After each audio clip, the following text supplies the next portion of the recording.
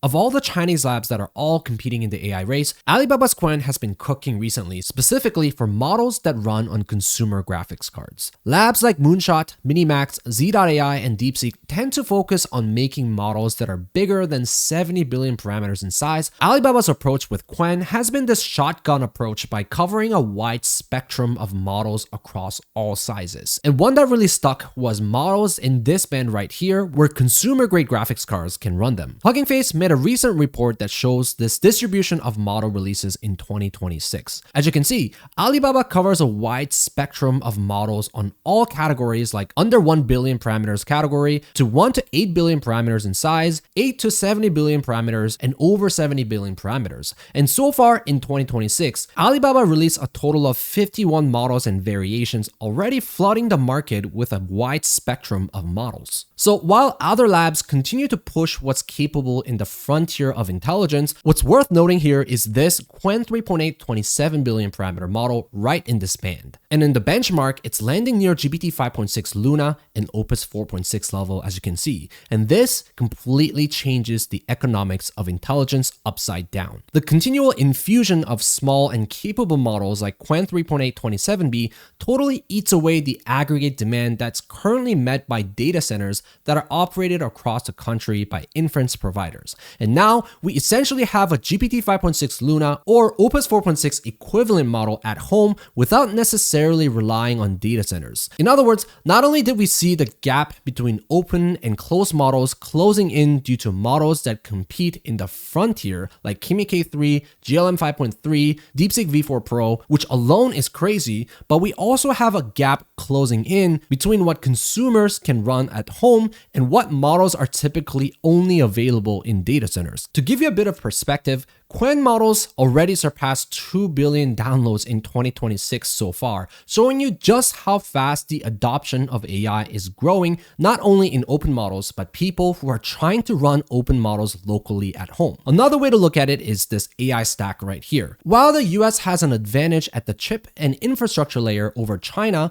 models like Qwen3.8 27B is showing us that we still have a lot more to improve before chip and infrastructure layer becomes the true bottleneck in terms of model innovation. Now, I think what's worth noting here is that just because Qwen3.8 27B is a small model doesn't by virtue make it a good model. There are plenty of other models right here in the 30 billion parameters range from labs like Google, NVIDIA, Mistral, and DeepSeek, but Qwen3.8 27B is single-handedly a unique model that punches way above its class. For example, Qwen3.8 27B currently ranks 9th place in Code Arena overall, while the similarly sized Gemma 431B scores 80th. So out of the entire spectrum of models here, this band right here is really dominated by Alibaba by a huge margin. Now, of course, given how good Qwen's models are getting, people are going as far as saying that they should just now cancel Claude membership and just run AI at home instead. While I think it's still premature to say that across the board, it does bring to question where the trajectory is going. Most people pay the $20 a month subscription to use frontier models, but more importantly, the harness that comes with the subscription like Codex and Claude Code.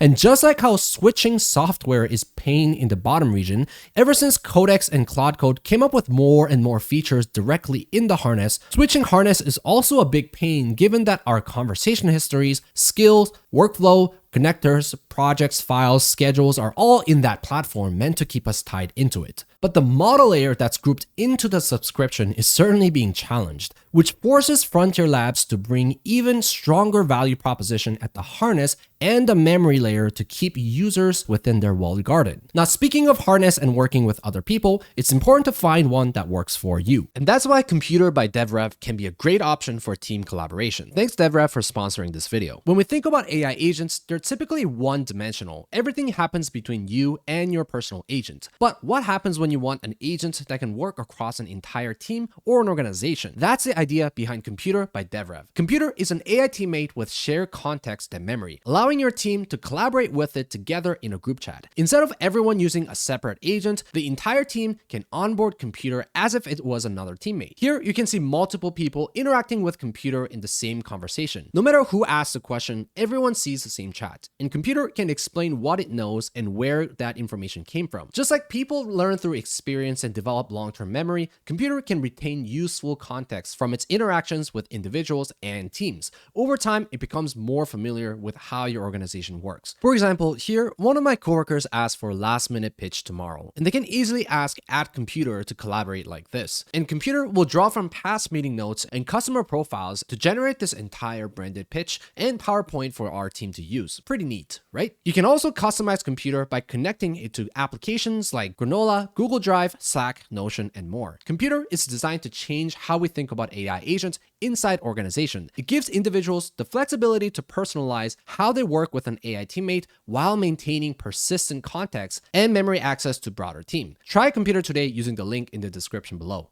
Looking at models like Qwen3.8 27B, what I find really encouraging to see is the growing ecosystems in HuggingFace that customize and help distribute the model in a way that can run on various hardware. Within just few days after the release of Qwen3.8 27B, the entire community pulled together to release different quantizations of the model, already reaching well beyond 800 different variations of quantizations from FP8, NVFP4, or even other variations like obliterated or uncensored models to remove safeguards from the release model. So not only are we moving at an incredible speed when it comes to how fast the labs are releasing new models, the ecosystem that's under it is moving just as fast. Here at my own home, I can run Qwen3.8 27B either on my dedicated GPU or on a DGX Spark. And visually, the difference looks something like this. Using my dedicated GPU, I'm loading the quantized model directly onto my GPU's memory that gets streamed to my GPU registers at 736 gigabytes per second. And this setup gets me around 41 tokens per second running at home, as you can see. Conversely,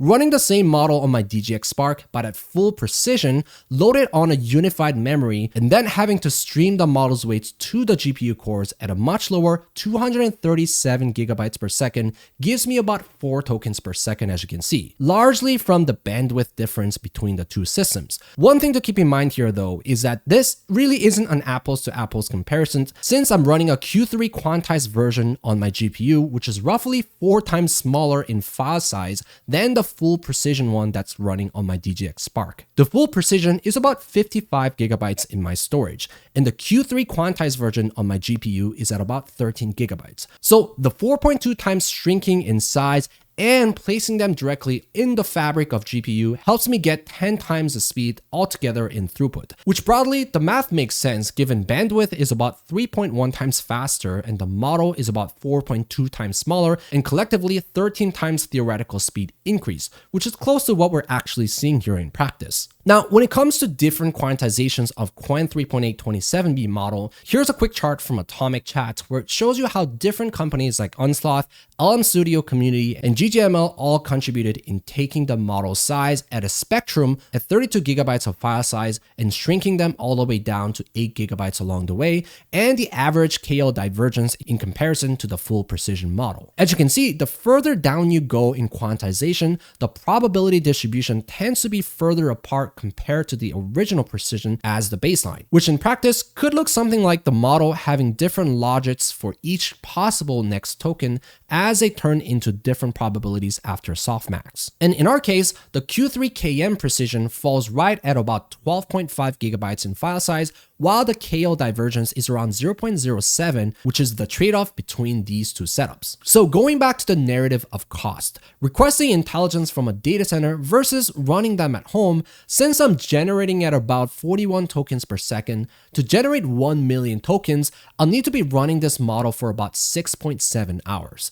My GPU pulls about 250 watts of power here in Michigan. My current electricity cost is around 21 cents per kilowatt hour for residential, which is really high, I know. So that makes 1 million token output cost at about 37 cents per million output tokens in electricity cost. And in comparison to CoreWeave that runs FP8 precision that gets about 17 tokens per second, which is slower at a much more expensive price at $3 per million output tokens. So quick math, I'm already saving almost 8 times the cost in inference cost running the model at home while having similar throughput on a consumer grade graphics cards, which once again goes to show you how the economics for AI is changing with smaller models punching way above its size.